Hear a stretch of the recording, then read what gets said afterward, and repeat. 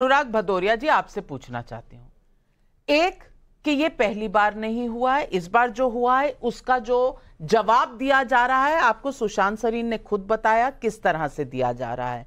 पहले ये चीजें दबा दी जाती थी, बताई नहीं जाती थी, लेकिन तब पता नहीं सुर और ताल कहां पर था कि कोई आवाज नहीं उठती थी। उसके अलावा सबसे बड़ी बात है कि क्या इस बात पर राजनीति हो रही है कि चंद्रयान हुआ या G20 है भारत में या ब्रिक्स समिट में भारत का सर ऊंचा हो रहा है और वो विपक्ष से सहन नहीं हो रहा। देखिए, ये राजनीति जो होती है, इस टाइप की राजनीति, निगेटिव राजनीति, भारतीय जनता पार्टी को मुबारक, वही ऐसी राजनीति करती है। हम लोग तो पॉजिटिव राजनीति करने वाले लोग हैं, राष्ट्र के हित की बात करने वाले लोग हैं, राष्ट्र के बारे में सोचने वाले लोग हैं। ये तो सत्ता के बारे में सोचते हैं। ये डिवाइड एंड रूल और मुक्का ये है ये हमेशा से नहीं हमेशा से जो हमारा इंडिया है, जो गठबंधन है, ये और हम लोग हमेशा से इस राष्ट्रीय मुद्दों पे एक साथ आए हैं, क्योंकि राष्ट्रीय मुद्दों पे चर्चा करना, राष्ट्र कैसे आगे बढ़ेगा, राष्ट्र कैसे उन्नति बने, राष्ट्र के लोग कैसे अपने पैरों पर खड़े हो, महिलाओं का सम्मान कैसे बचे, किसान की इनकम कैसे दुगनी हो, कैसे महंगाई बेरोजगारी यहाँ पे खत्म हो, इसके लिए हमारे मुद्दे हैं। हम राष्ट्र के मुद्दों पर चर्चा करते हैं। आप चूंकि चाइना की बात है तो मैं आपको बता दूं, हमने ही सबसे पहले कहा था ना, आदरणीय नेताजी ने तो सदन के अंदर खड़े होकर बोला था कि चाइना हमारा नंबर 1 दुश्मन है। तब बताया था कांग्रेस पार्टी को, तो बोला था ना, खड़ा होकर उन्होंने बोला था ना, लेकिन भारतीय जनता पार्टी ने सुनी इस बात को? नहीं सुनी ना। अगर वो सुन लेते उसी समय तो तुरंत सरकार बनी थी, तो उसके बाद राष्ट्रपति को नहीं बुलाते ना यहाँ झूला झुलाने के लिए, सेवा सत्कार के लिए।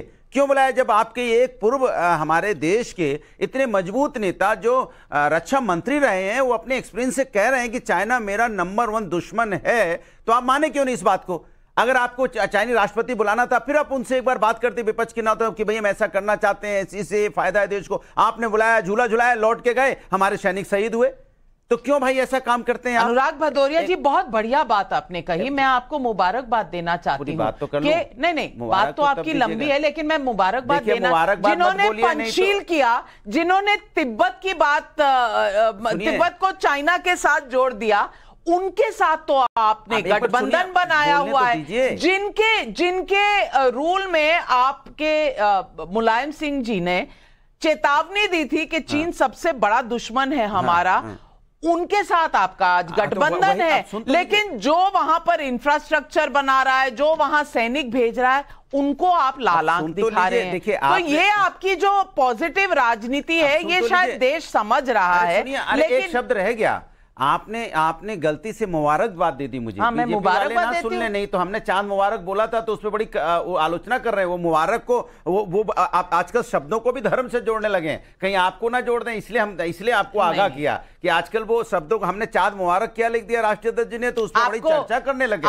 वो चांद मुबारक का मतलब ही नहीं समझते। मुबारक तो हमारी भाषा है, हम ये हिंदुस्तान की भाषा है, उसमें हम मुबारक एक दूसरे को देते हैं। चांद पे पहुंचे तो मुबारक, मंगल में बना लिया, इसरो मुबारक भी कह सकते थे, पर आपने नहीं कहा। लेकिन आशुतोष जी, सुनिए ना, अब आशुतोष जी, आपकी पॉजिटिव राजनीति, आपकी इतनी पॉजिटिव राजनीति है कि मैं चाहती हूँ आप पॉजिटिवली आशुतोष जी, राष्ट्र के लिए, आशुतोष जी को भी बोलने दे, आशुतोष जी को भी बोलने दे राष्ट्र के नाम पर।